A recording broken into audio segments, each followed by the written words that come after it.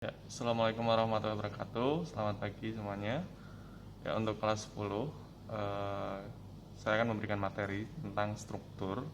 Nah, sebelum masuk struktur, ada beberapa hal yang perlu saya sampaikan terkait pelajaran bahasa Indonesia. Jadi di dalam bahasa Indonesia itu, kalian jangan terlalu fokus tentang pengertian struktur atau pengertian sebuah teks atau pengertian kaidah kebahasaan, tapi kalian harus paham bagaimana cara mengetahui isi dari sebuah teks, bagaimana cara menganalisis struktur dan kaidah kebahasaan dalam sebuah teks. Itu kuncinya. Jadi buang dulu pemikiran apa pengertian teks laporan hasil observasi dan teks-teks lainnya. Itu dibuang dulu. Yang penting kalian tahu caranya. Oke, langsung saja biar videonya tidak terlalu panjang. Kita masuk struktur. Struktur teks laporan hasil observasi ada 3, yaitu pernyataan umum, deskripsi bagian, dan deskripsi manfaat. Kita langsung saja di pernyataan umum. Kemarin tidak saya jelaskan di sini apa pengertiannya, biar kalian tidak terlalu fokus.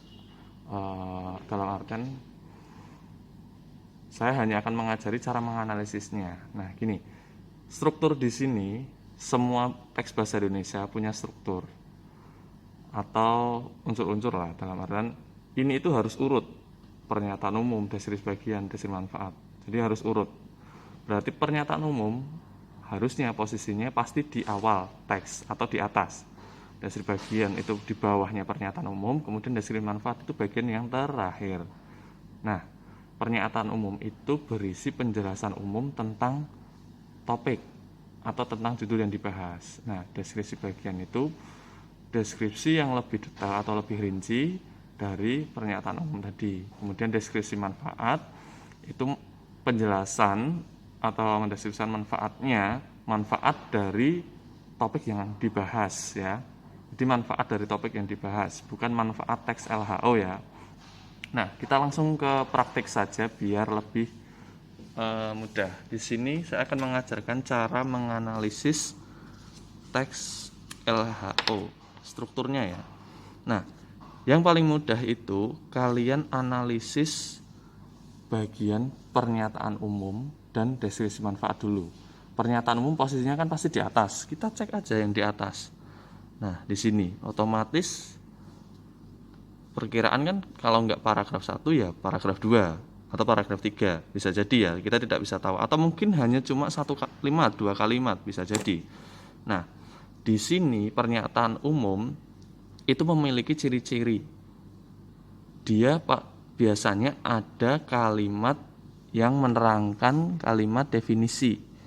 Nah, ini kata merupakan itu merupakan ciri-ciri dari kalimat definisi, dan itu merupakan ciri-ciri dari bagian atau struktur pernyataan umum. Dan dia di sini hanya menjelaskan Taman Nasional Baluran secara umum. Nah, ini Taman Nasional Baluran merupakan perwakilan ekosistem hutan spesifik yang spesifik kering di Pulau Jawa, terdiri dari bla bla bla bla bla bla. Taman Nasional Baluran memiliki berbagai macam flora dan fauna serta ekosistemnya. Nah, di sini kan menjelaskan secara umum saja. Bisa dikatakan paragraf 1 merupakan pernyataan umum. Tapi dicek dulu paragraf 2 dia menjelaskan secara umum apa lebih spesifik. Kalau lebih spesifik berarti dia masuk ke deskripsi bagian. Nah, di sini paragraf 2, tumbuhan yang ada di Taman Nasional ini sebanyak 444 jenis, diantaranya tumbuhan asli bla bla bla bla. Nah, di sini kan dia menjelaskan tentang tumbuhan. Nah, padahal di sini ada kata flora dan fauna. Nah, berarti nanti di deskripsi bagian dia akan menjelaskan tentang tumbuhan dan hewan-hewan. Berarti otomatis paragraf 2 bukan masuk pernyataan umum. Di sini yang masuk pernyataan umum itu paragraf, benar tulisan saya jelek ya, umum. Nah, di sini pernyataan umum ya, paragraf 1. Nah, berarti otomatis paragraf 2 ini mulai sini itu deskripsi bagian. Tapi kan kita nggak tahu sampai mana, wong teksnya panjang kan. Di Google Classroom sudah saya lampirkan ya. Nah, kita cari manfaatnya, deskripsi manfaat. Deskripsi bagian kita lewati dulu aja karena itu bagian yang paling panjang. Nah, kita cek aja, pasti posisinya di bawah. Kita cek paragraf yang paling akhir. Di situ ada nggak manfaatnya? Taman Nasional Baluran sebagai salah satu kawasan konservasi dalam memiliki macam flora dan fauna ekosistem memiliki berbagai manfaat. Nah, ketemu kata kuncinya, manfaat. Berarti bisa dikatakan ini ada manfaat kedua dan seterusnya. Bisa dikatakan ini merupakan deskripsi manfaat ya. Nah, otomatis atasnya dimulai dari sini ya. Nah, atasnya kan berarti otomatis deskripsi bagian. Nah, kita bisa menyimpulkan bahwa dari sini sampai sini itu deskripsi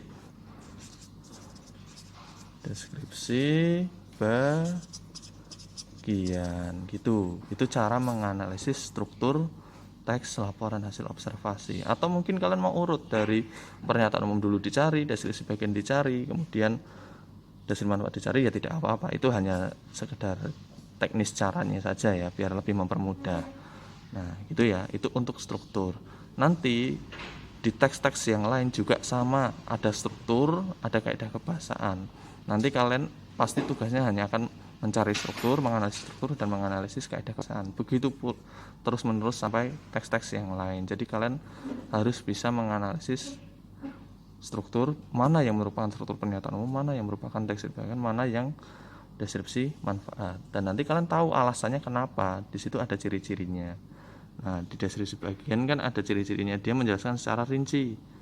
Nah, ini dia menyebutkan ada tanaman khas yaitu widoro bukul, mimba, dan lain sebagainya. Dijelaskan widoro bukul, mimba merupakan tumbuhan yang mampu beradaptasi dan lain sebagainya. Itu kan merupakan penjelasan secara rinci, berarti dia masuk ke deskripsi bagian. Itu ya.